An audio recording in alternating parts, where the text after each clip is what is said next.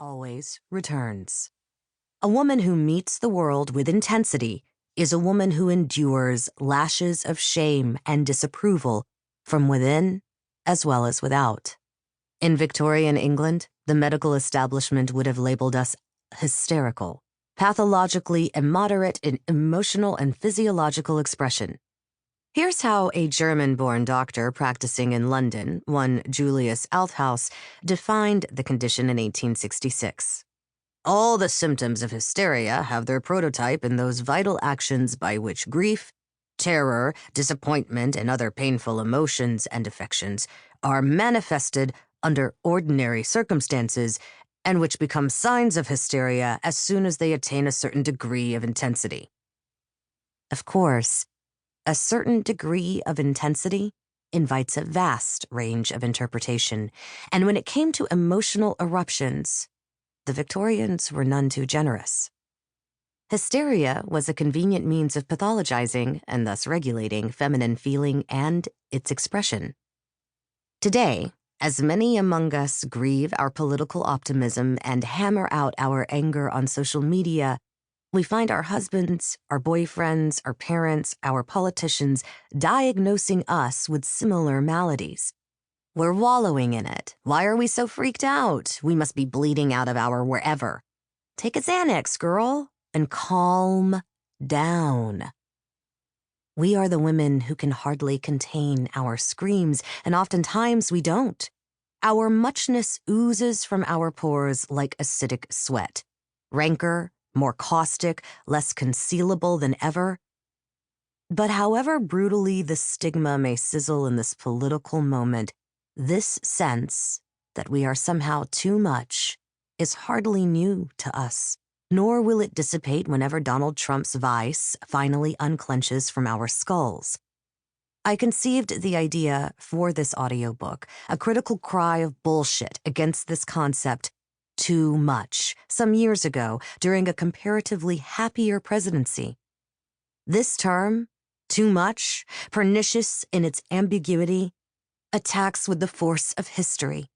It's the over-determined exponent of ideologies centuries old, structured by misogyny, racism, and homophobia. American society fetishizes white heteronormative propriety. It wants its girls pliable and demure, girls who safeguard both tears and sex for the privacy of the bedroom, who keep their voices measured during meetings, and who brush their hair and blot their lipstick. It worships the woman who, if she should experience distress, will wear her sadness like Lana Del Rey or Middlemarch's Dorothea Brooke, with genteel sensuality and relative quiet.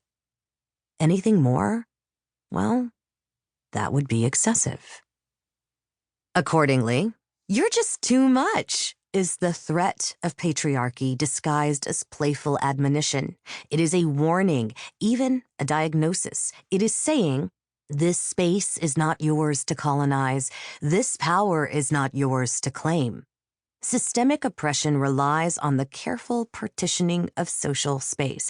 Specifically, it requires that marginalized peoples, of which women are one broad example, and women of color and queer persons are more pointedly targeted ones, dwell within corners, that we shrink inside walls that loom and compress. The public devises unspoken rules of deportment born from anxieties over what we can bear to see expressed, and accordingly, whom we are willing to allow the privilege of expression. Reluctant to countenance emotional and physical extremes in any case, women, long regarded as the lodestars of excess, are eyed like shapeshifters with the power to transform into Medusa. But I've since realized that there is power in what others call monstrosity.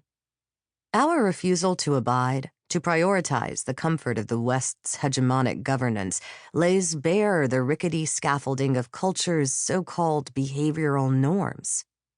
The roots of rules are never so deep that they cannot be wrenched from the soil. Man-made boundaries remain at the mercy of the creatures who erected them. For when we are too much, and when we refuse to apologize for that, we burst against those walls and marvel as they give way like sand.